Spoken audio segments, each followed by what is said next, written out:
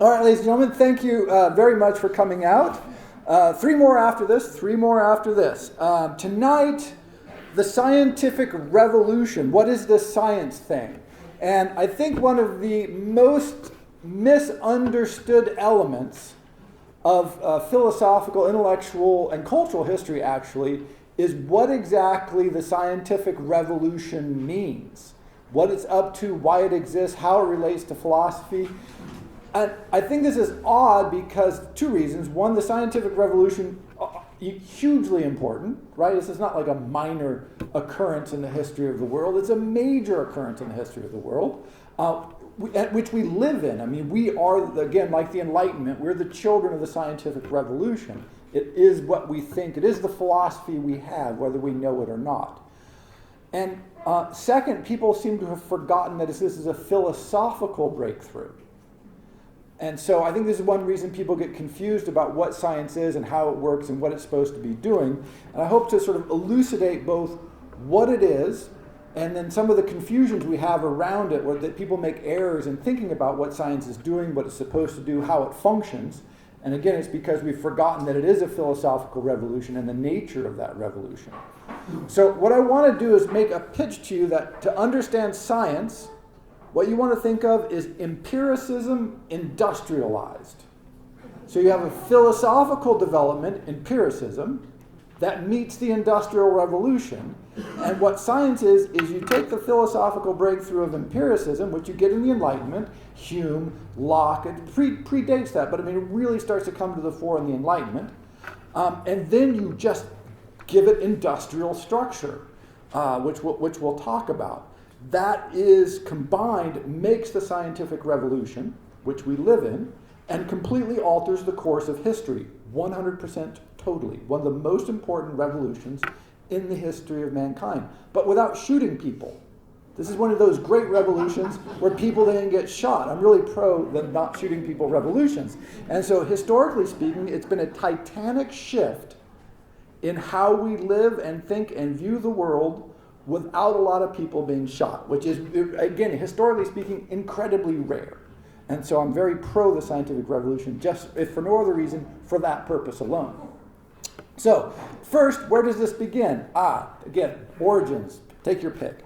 Turtles all the way down. But if one place to start is Francis Bacon.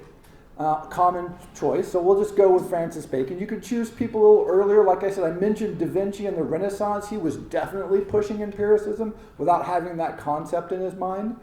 But if you look at Francis Bacon, he is one of the early proponents of sort of experimental knowledge, which comes to be called empiricism. So, but he really pushed it, particularly in his Novum Organum, which is just sort of new systems, new thinking, new ways. And so here's the quote that's from the Novum Organum, 1620, by the way. Now, my method, though hard to practice, is easy to explain, and it is this. I propose to establish progressive stages of certainty. Notice that, progressive stages of certainty. The evidence of the sense, helped and guarded by certain process of correction, I retain. But the mental operation which follows the act of sense, I for the most part reject, and instead of it, I open and lay out a new and certain path for the mind to proceed in starting directly from simple sensuous perception. So empiricism is generally understood as the notion that your sense perception is the origin of all knowledge. Now, if you've ever studied philosophical history, this is one of the easiest philosophical ideas to attack. And it has been roundly attacked for several hundred years. But it doesn't matter. Because what empiricism is doing is shifting the ground of knowledge. And what Bacon is there is saying, look, sense perception, but not just sense perception. I'll have certain processes to correct and verify. And this is experimentation. This is duplication. This is application of logic. This is repetition. All of these elements he's starting to develop and think about and reflect on. So that is not just your sensual perception of the world, but that is always the foundation. And keep that in mind. Your understanding and direct experience of the world is where knowledge comes from. Now, Hume and Locke, who are two of your big empiricists in the Enlightenment, both pointed out that there's all these problems with sense perception. You make errors, and so you're never going to get to the big T truth. You're not going to get to transcendental certitude. And in the history of philosophy, this is what had been argued. Aristotle is you get it with logic. Plato is you get it from divine inspiration. The Christian thinkers, you get it from God in various manifestations. The Arabic thinkers, you get it from God, if you're coming from Allah. Other places, inspiration, contact with the divine earth, interface with the spirits. All these sources that you could go to, different philosophical schools in different countries argued in different ways. That's how you arrive at big T transcendental truth. But empiricism is not interested in that. Empiricism is essentially interested in big F truth. And big F truth is functional. Does it work? Does it actually achieve more or less what you're trying to achieve? If yes, true enough. Fine. And so all the critiques of empiricism is say, oh, well, that fails, it's not logically coherent. That's fine. It works functionally. And it throws off schools of thought like pragmatism, William James, American philosopher, sometimes basically our only American first-rate philosopher, maybe him and Emerson, but one of our great philosophers, certainly William James, he was a big proponent of pragmatism, which is sort of empiricism gone wild, and it was this idea that if it works, it's right enough. Not perfect, not eternally true, not true in all universes under all conditions, but pretty damn good. And so you can't, and so this is very frustrating when people try to critique empiricism, as we'll see, because empiricism doesn't care if you prove that it's not universally true. It's like, well, okay, sure enough. So people know the white swan, black swan thing. So generally you assume that all swans are white because you only see white swans. And so you induce the inductive method that all swans are white. Well, and then all of a sudden you see a black swan. Everybody goes, oh, your universal truth that you induced is inaccurate. And empiricism says, that's okay. Now we know there's also black swans, but mostly the swans are white that we see. And that's good enough. So induction, which is the core of empiricism, says you have to be logically coherent, but you also have to make leaps. You have to go, well, we've not seen all the swans in the world, but we're going to go with they're mostly white. And then when you see a black swan, transcendental truth people say, oh my gosh, your theory has collapsed. Empiricists say, no, it's just been slightly flawed, and now we'll say mostly white, occasionally black if you're in other parts of the world. One of my favorite quotes is, and I can't remember the astronomer's name, and he said, look, I cannot prove that there is not a jar of mayonnaise in orbit around Uranus. Can't prove it. But I'm going to go that it's not there. I'm just going to throw that out there as an induction. Now, if we find a jar of mayonnaise orbiting Uranus, that will be an incredible, mind-blowing breakthrough. Right? That mayonnaise is transplanetary would be like the most amazing thing. But it's good enough. We're just going to go with it. We're just going to assume there's no mayonnaise out there until we're proven otherwise. And that's fine. That's good enough. And so this is the inductive method of experimentation and reliance on sense perception that is the foundation of empiricism. And so as an example of the kind of critiques this is always put to, here's in Bertrand Russell's History of Philosophy, he has this. He says, empiricism and idealism alike are faced with a problem to which, so far, philosophy has found no satisfactory answer.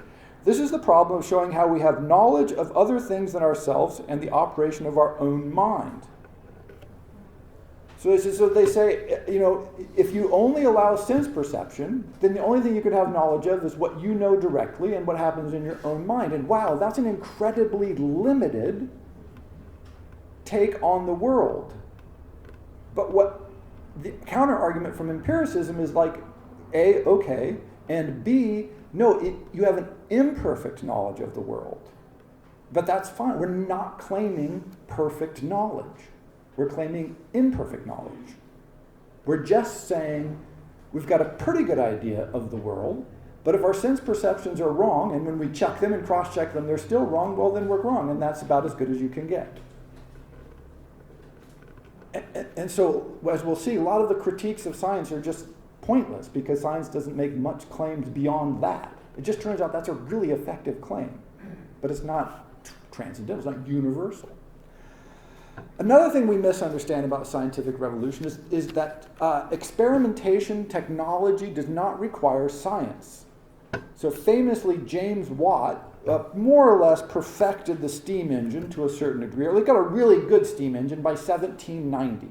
I mean, by this point, he's made a series of significant improvements on his original steam engine, which was then copied from somebody else's steam engine, and he's got a masterfully efficient, beautiful steam engine running that's going to revolutionize power delivery and transportation and everything else. And this is about 100-ish years, give or take, before a good theory of kinetic gases is developed by Boltzmann and Maxwell, right? Maxwell and Boltzmann. So the kinetic theory of gases is a ways off. I mean, they sort of had Boyle's law, but it's not very good for this sort of application. So you don't need the scientific overhead to do technological development.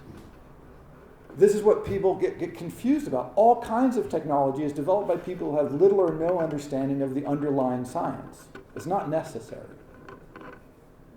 And so if you look at the history leading up to the scientific revolution, what you have is all kinds of important technological breakthroughs. Moving press developed in China. In fact, China developed everything, basically. All kinds of metallurgy, gunpowder, foundry technology, printing press, just the list goes on and on and on and on and on. Why didn't they have a scientific revolution? Same thing, talk about the Arabic Golden Age, the Islamic Golden Age, where you have this learning, optics, figuring out how the eye works, all this. They had it all, and people look, they had the technology to develop it. Why no scientific revolution? Why? Because they did not have an industrial revolution. All this empirical experimentation, all of these isolated technological improvements cannot be industrialized if you don't have industrialization. That's what science is. So here's an example. I was trying to look for this, and I found a great quote. It's one of those quotes you find, you're like, oh, thank you, makes my lecture easy. And this is the guy who developed the first chemical-based dye, which was Perkins, and it was mauvine, it was called. It was a sort of bright mauve color, and it was the first really chemical industrial dye. Now, this doesn't seem like a big deal to us, but historically, dyeing clothes was really hard. And getting fast color, which of course is attractive and people value, was not very well understood, very time-consuming when you could do it, and incredibly expensive. So Perkins sort of accidentally was running these experiments and developed mauvine. But here's the thing.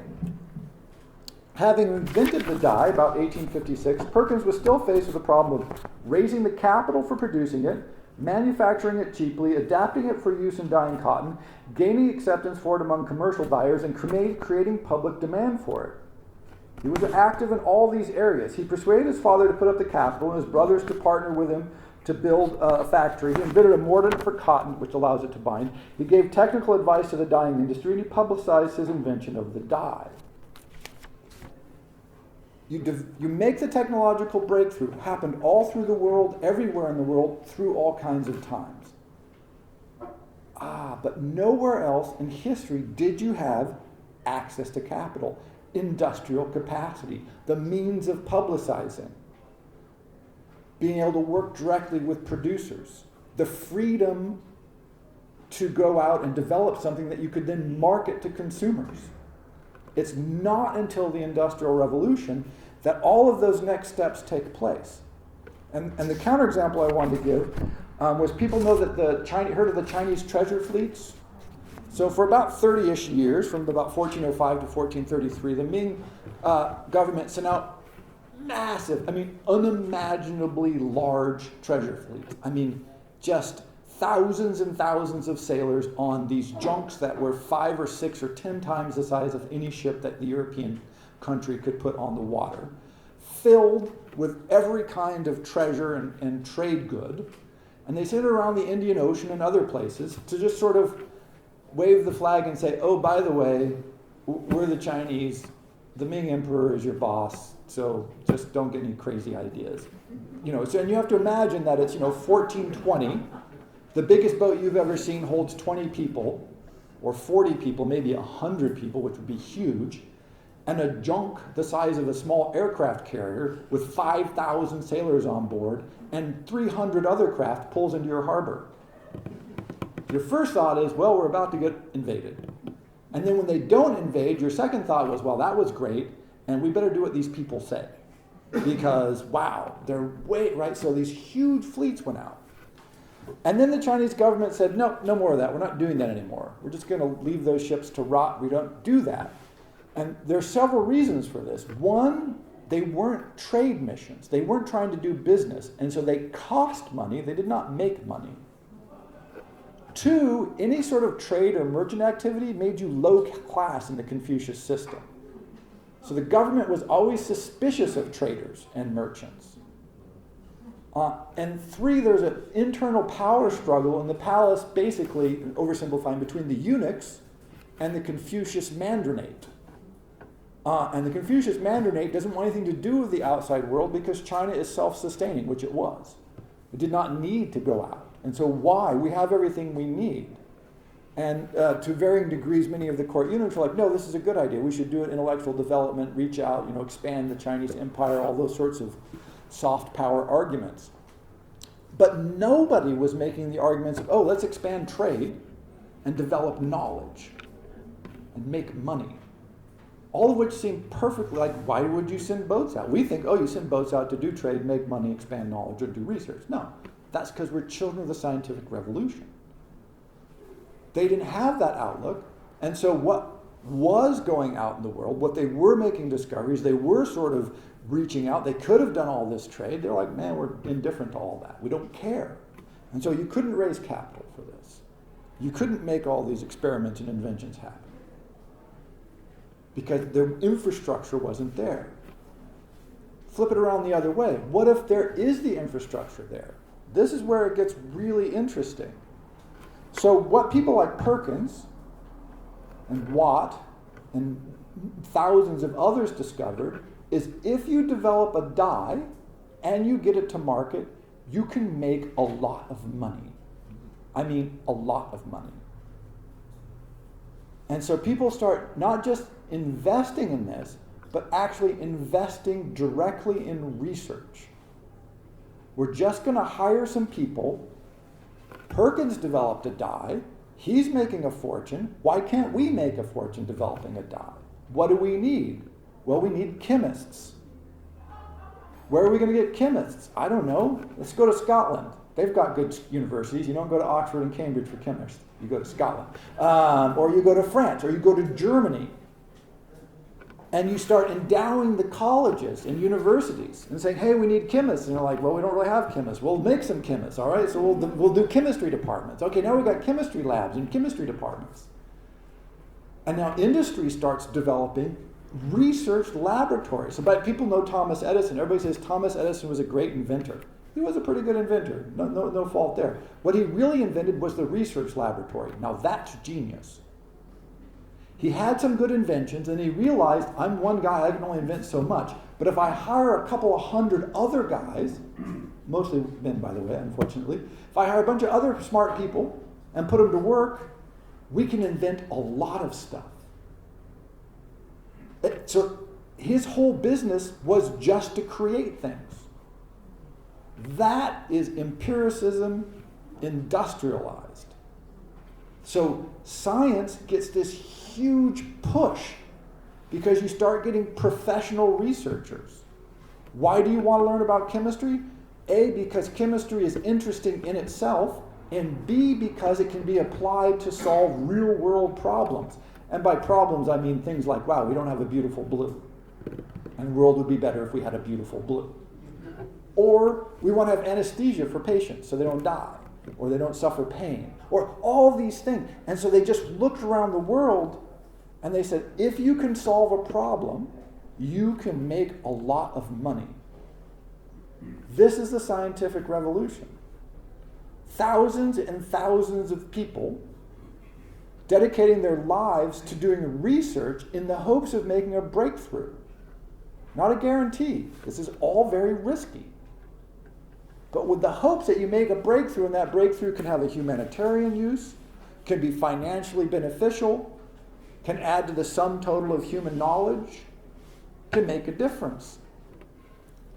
That's unprecedented by world history. Because this is where we've lost track of the change. Should you try to improve the world? Is the world improvable? Now, if you believe in the fallen man, the original sin, no. God made the world the way the world's supposed to be, and if you go mucking about in it, you're only going to make it worse because you're damaged and ignorant. 2, where does truth come from? Here's the real thing. If truth comes from a laboratory, what if the laboratory comes back and says, something that you've generally believed is false? The earth might actually be going around the sun, says the crazy guy Copernicus. Now, this doesn't bother us so much today, but if you have your authority is vested on the point that the earth does not go around the sun, you're not interested in hearing this. In fact, you're very, very interested in not hearing it and getting rid of Copernicus, who did not put this out until after his death, so that makes it safe. But, that sort of press, so that's a battle. Every time somebody gains knowledge and the opportunity to push that knowledge forward as true, it threatens somebody else's authority. We're so used to technology and science being around to challenge everything that we're just we call it disruptive today. But even today, we still struggle with this. We'll talk about the ways. But that is the impulse. So if you look at other places of history, Chinese developed movable type, but it never takes off. Why? Because the emperor and the imperial system and the Confucius scholars wanted to keep a monopoly on it. They didn't want anybody and everybody to be able to just print whatever they wanted.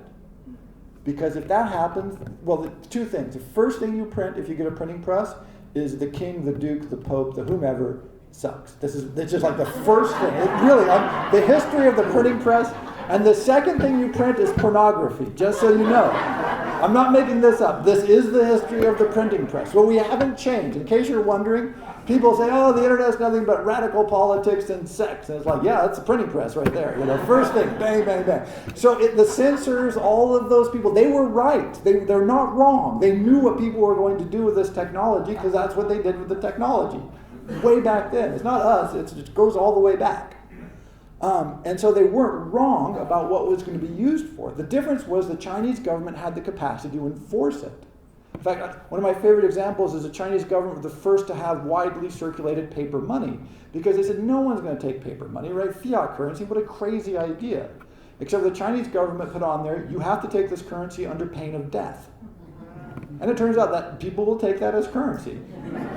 When you know the government will enforce it.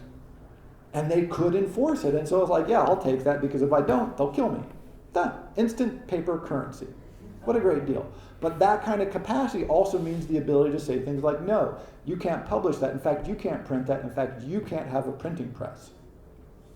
In Europe, they're always banning everything. And so you just went to the other country. So in France, you went to Holland and printed stuff to take back to France. And if you were in Holland, you went to France to print stuff to take back to Holland, right? You just went to wherever they didn't like where you were from, and they would let you print whatever you wanted and smuggle it back. So everybody just went to the enemy country and smuggled the other thing, the other. So it was basically freedom of the press, but in a really weird way. And so that technology had this huge impulse because there was this opportunity to print crazy stuff that people wanted to read, and you could make money at it. And so it spread rapidly.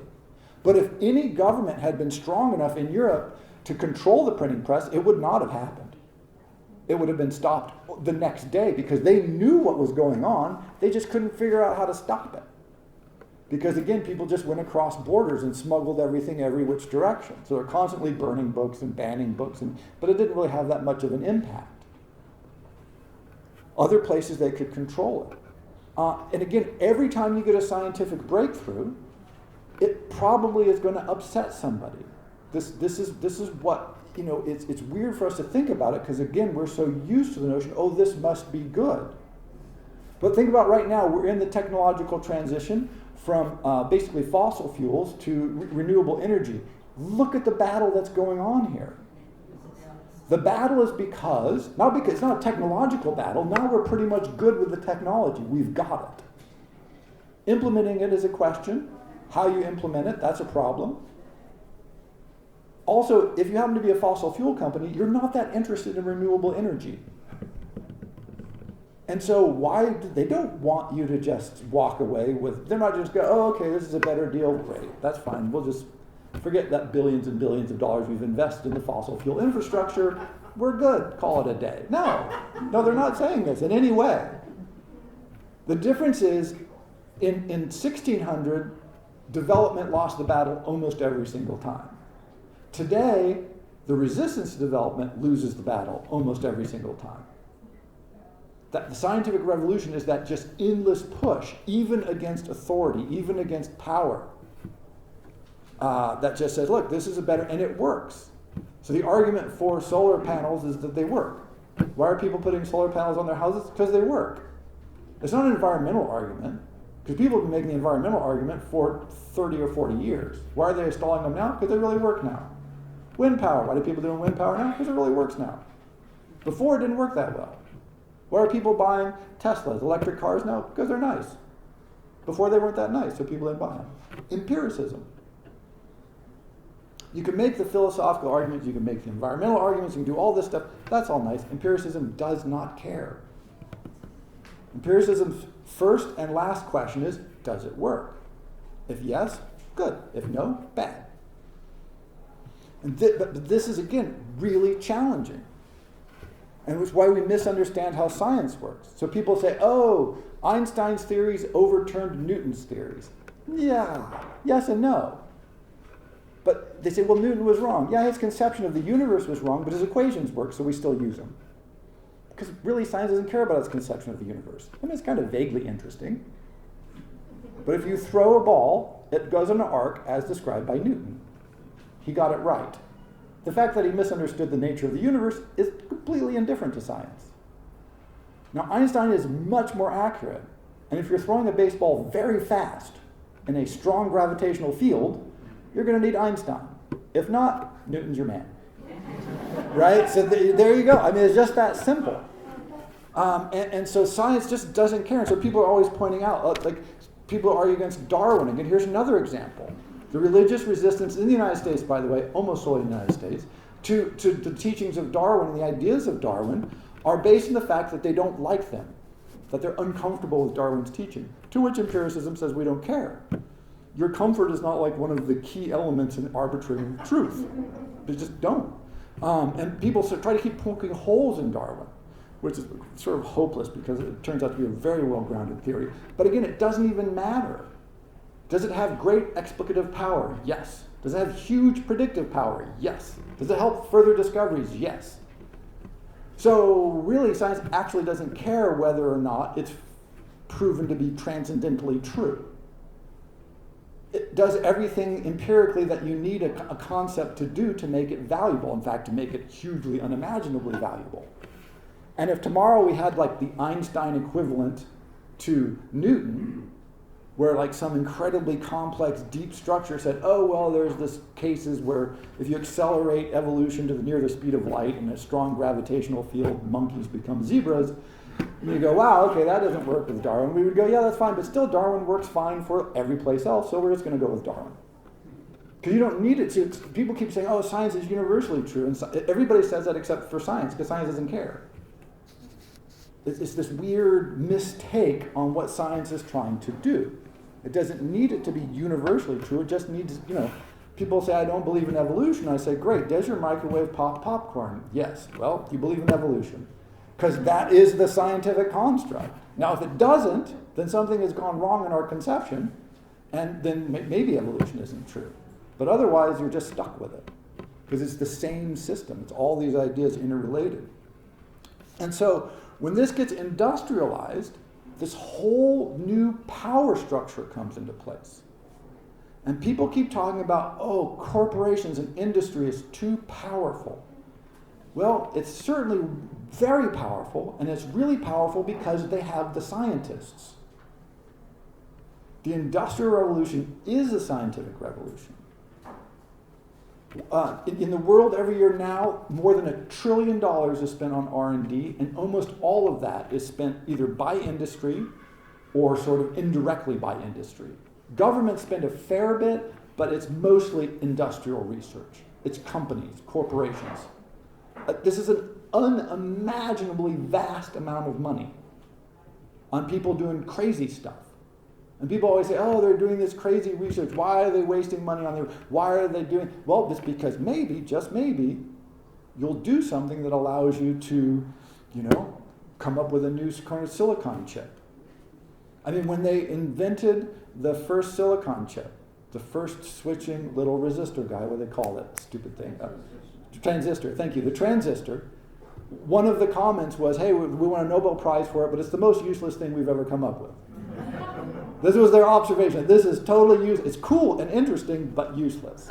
It turned out to be slightly less than useless. Right? The transistor turns out to be a good invention. And you just go, there you go. Nobody knows what this stuff is going to be good for.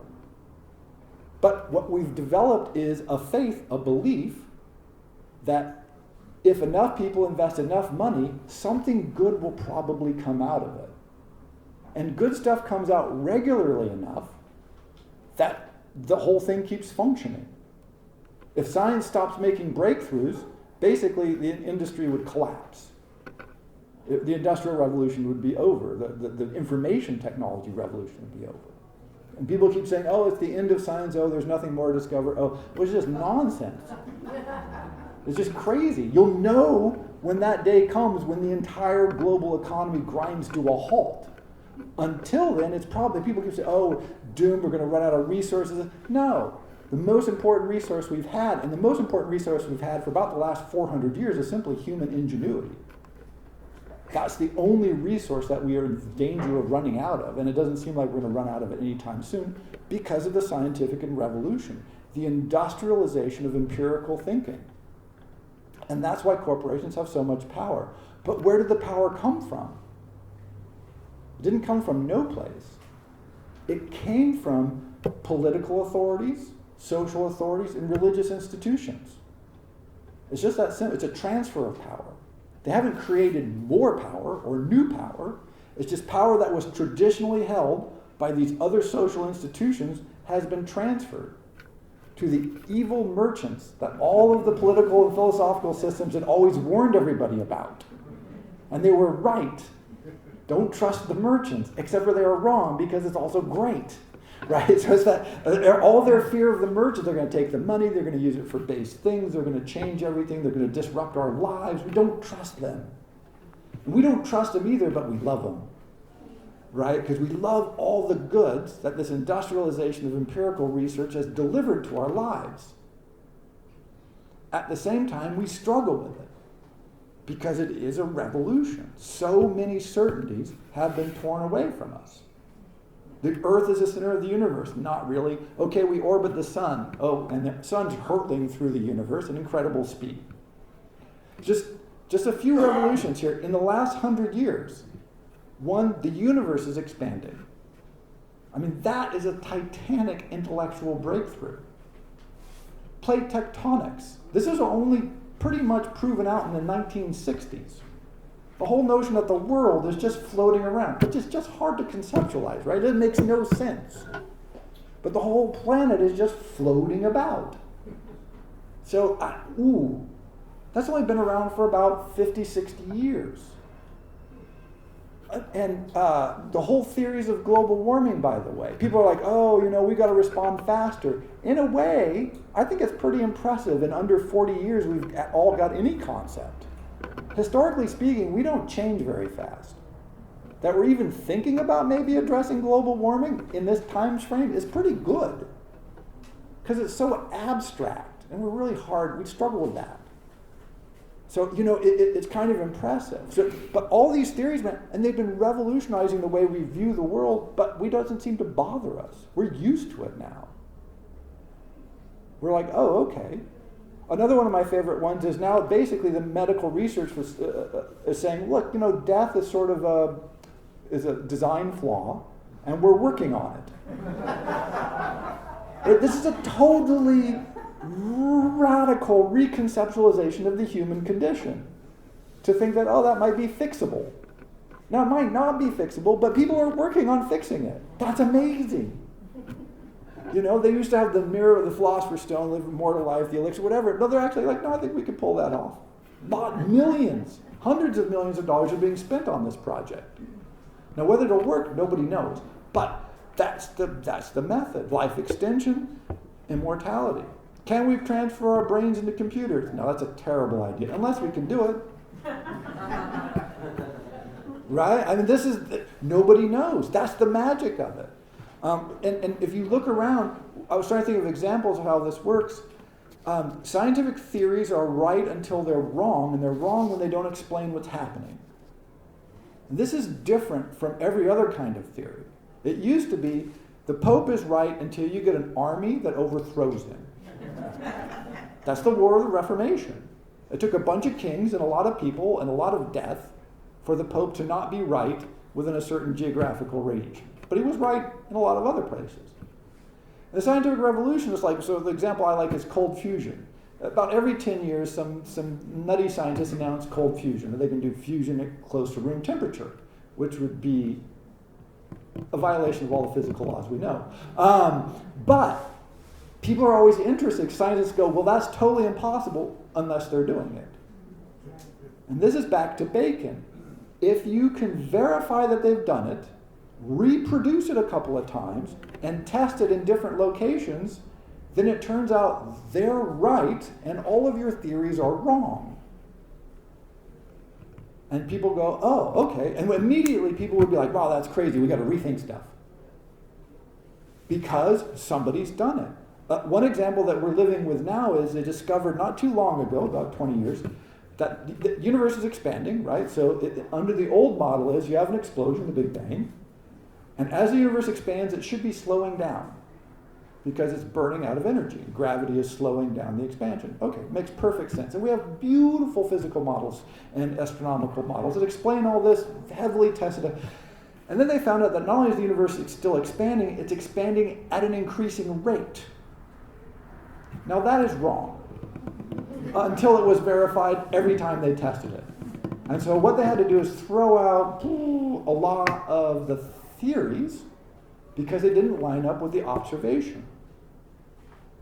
And that is the change. That's the empirical change. It's not a logical question because it makes no sense. It's totally illogical for the universe to be expanding faster than it used to be. That's just stupid.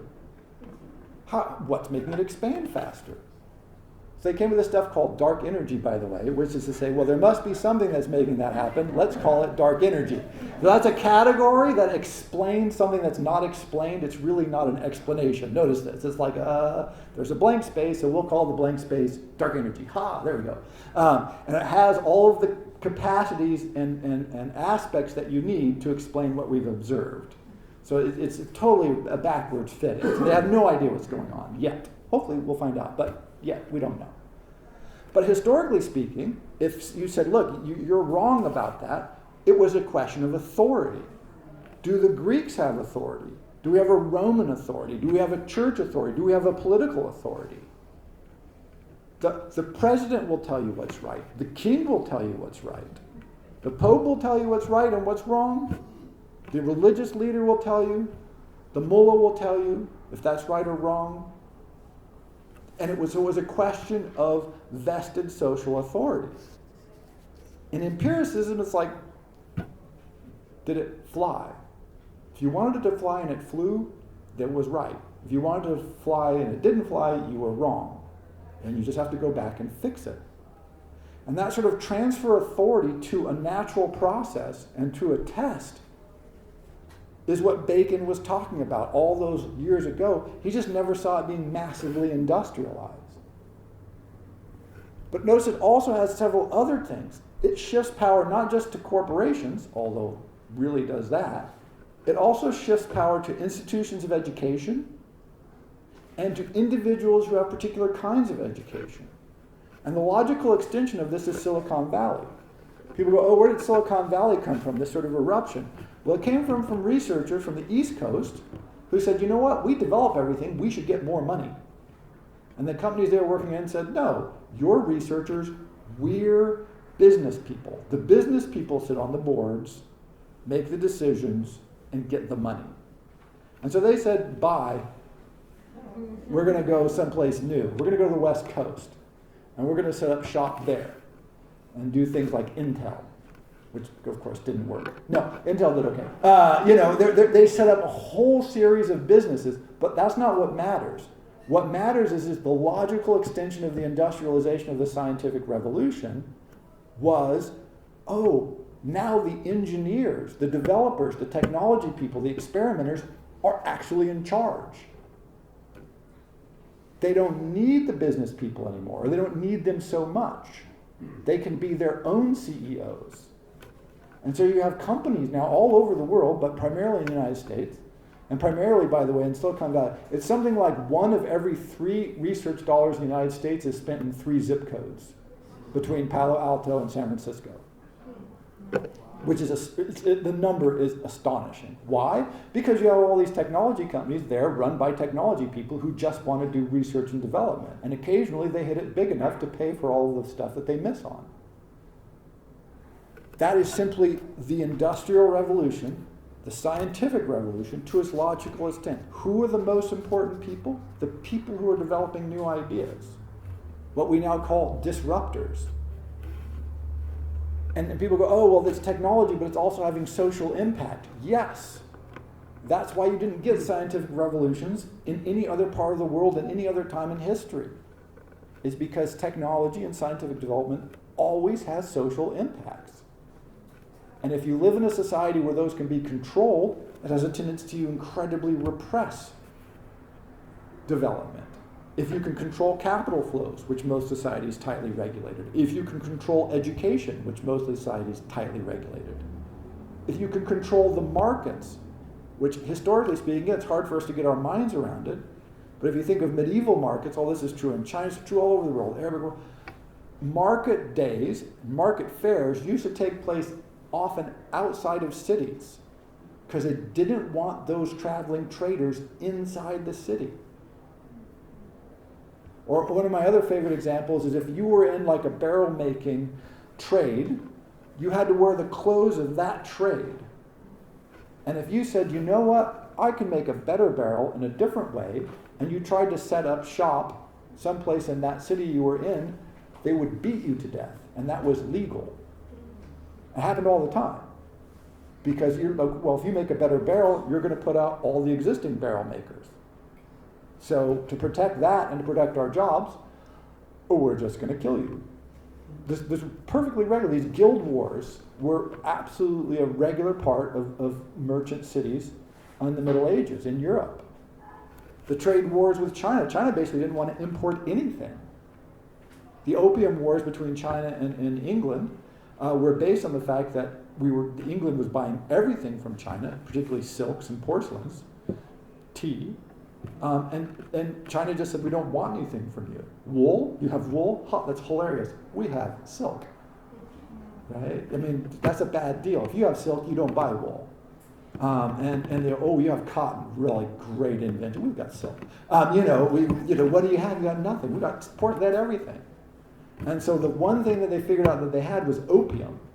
And the Chinese said, no, you can't sell opium to us. It's a bad thing. We don't want it. And so they had a war so that England could sell opium to China so that they would get some of their money back.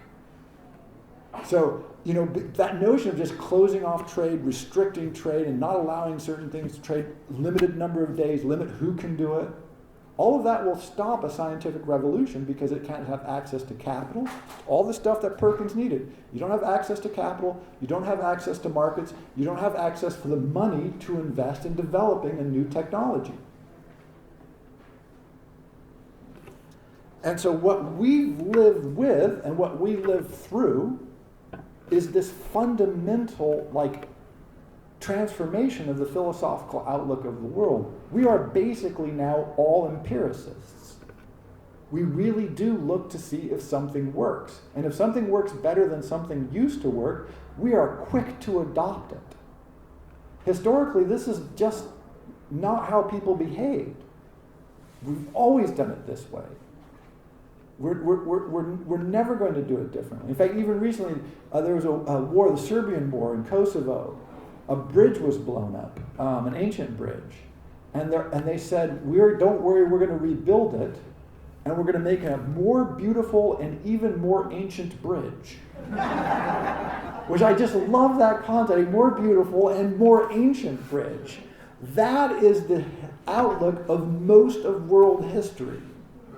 Even when you were doing something new, you pretended like you were doing something the way it had always been done.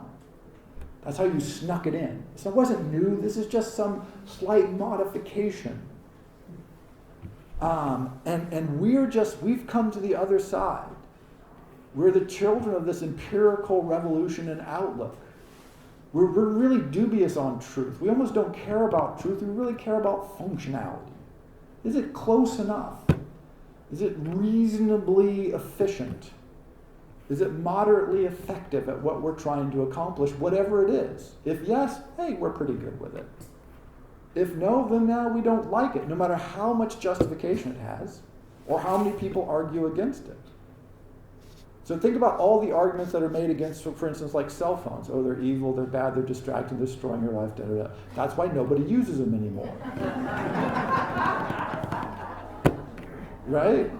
I mean, it's great. Every argument you can make against it is true, but it doesn't matter because we like it.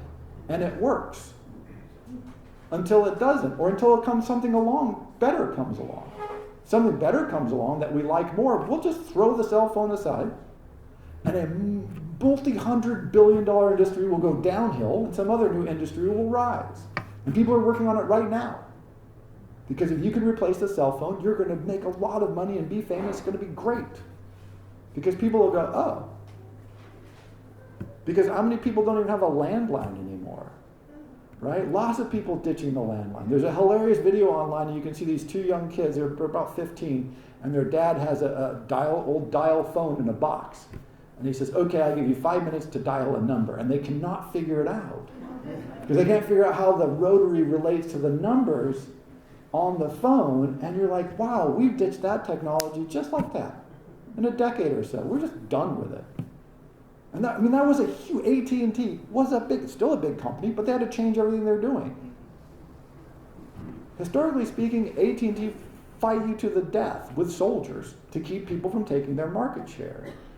Now they fight with more scientists. Philips, the French supergiant technology company, for a while was hiring everybody who graduated with an engineering degree related to satellite communications everywhere in the world, because they had worked out that if they can just monopolize all those people, then they win. And so they did win for a while. But I thought, what a genius idea. Just hire everybody. They were just hiring everybody. That's great. That's brilliant. They just hired so many, and so they had all the engineers, so they had all the patents, and so it turns out they're making a lot of money on that because they're like cornering the market. Genius. Right? But back to Bacon. All the way back to the origins of this. When he was proposing this switch to say, look, your sense perception, carefully checked, repeated, pondered, reflected on, within a comprehensible system, is what matters. It was even controversial then, because everybody said, well, if you can judge what's right and wrong, as we've mentioned before, what role does a king have? Right? How is a king supposed to tell you what's right and wrong? Answer, well, he can't. Unless in your judgment, the king is the best person to tell you who's right and wrong. And it turns out that very few people arrive at that on their own. If you haven't been raised being told that the king knows everything that's right and wrong, then you don't go for it. But by the way, if you've ever read Shakespeare, this is one of the things that just doesn't resonate with us. It's really clear that Shakespeare pretty much felt that how went the monarchy, so went the country. That if the king was being evil and murdering people as he is in most of the plays, something rotten in the state of Denmark, Richard III, then like you had plagues and locusts and famine, and it was like, what? No, it's not true. Lots of stuff goes on. The king or your religious leader is not the end-all, be-all. You have a lot of say. You have a lot of freedom. And that empirical revolution that transfers power to the educated, to the researcher, to companies, to capital, is our world. But this is why we misunderstand the scientific revolution, is because we think of it as sort of divorced from the world sometimes, I think. That it's some sort of philosophical institution that's seeking absolute truth and knowledge for all time. And science does claim this occasionally, stupidly. They should not do this because it's, again, if you ever study philosophy, empiricism is the easiest philosophical school to just devastate. You can just take a stick and beat every one of their ideas, no problem. It's easy. But it doesn't matter because they don't care. Because the damn microwave still pops popcorn. And as long as that happens, the empiricists are like, okay, close enough for us. So when you think about this, most of our worldview is shaped by the scientific revolution. Again, this reliance on individuality, personal experience, empirical testing, repetition, double checking, self-doubt, distrust of authority figures. All of those elements come from empiricism. And then that empiricism just got incredibly turbocharged because it got the investments of major governments and major business. And so again, today, over $1 trillion a year directly on R&D, plus all the money spent at universities, particularly in the United States and other countries like us, has just transformed our world. And so if you ever look at the stock market, or if you ever have any investments in the market, often you go, well, what is this company going to do in the future? What new ideas are they going to develop? What new things are going to believe to the marketplace? That's just the scientific revolution internalized. The belief that all these companies are going to develop something new and amazing next year or the year after. It drives our whole investment structure and is completely anomalous in world history. This was never the idea in world history. Now it is. We all believe it. It's just our philosophical outlook, pretty much, that we don't reflect on. So when you think scientific revolution, really think it is your worldview, by and large. Even if you have other outlooks and stuff, basically we really believe in this industrialized empiricism that shapes our lives and shapes our worldview and brings us the technologies and the revolutions that both upset us and we love. So scientific revolution, thank you very much.